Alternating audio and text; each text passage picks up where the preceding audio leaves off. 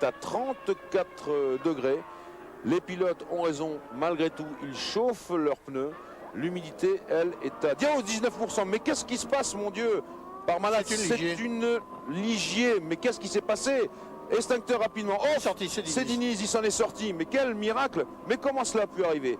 Eh bien, c'est possible, Johnny. Avec les surchauffes, il peut y avoir des fuites d'huile et d'essence, surtout d'huile. Et peut-être que cela a communiqué le feu à la Ligier. On voit comment ça prend. Voilà le ralenti qui arrive, mais décidément, il s'en passe des choses. Ah, c'est le moteur qui casse et de l'huile qui fuit sur les échappements. Tout de suite, il nous a fait une peur, ce Diniz. Heureusement, il se range sans coup férir, en tête à queue. Et il faut se dégrafer. Quelle présence d'esprit, parce que là, je peux vous dire que ça chauffe. Mon Dieu, quelle image, des images qu'on n'aime pas voir, qu'on déteste voir. Mais heureusement, Diniz s'en est bien sorti.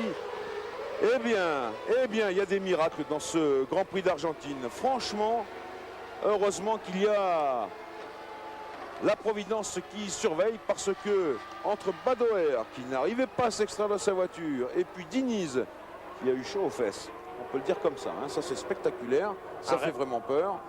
Franchement, on va de rebondissement en rebondissement, et bien sûr, cela va nous prolonger l'utilisation de la voiture de sécurité pour quelques tours encore. Et oui, il faut écarter la Ligier de la position qu'elle occupe. Là, on voit au freinage, il rétrograde. Diniz, certainement le moteur qui casse, à moins que ce soit une conduite d'essence. Il regarde son rétroviseur, il le voit. Il l'a vu.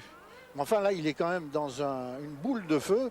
Et il est complètement aveuglé. Il ne peut plus respirer certainement parce que l'oxygène brûle très très rapidement.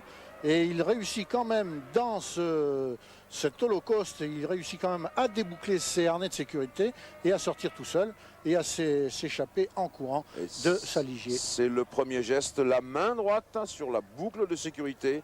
On l'ouvre d'une poussette sèche et il faut s'extraire rapidement.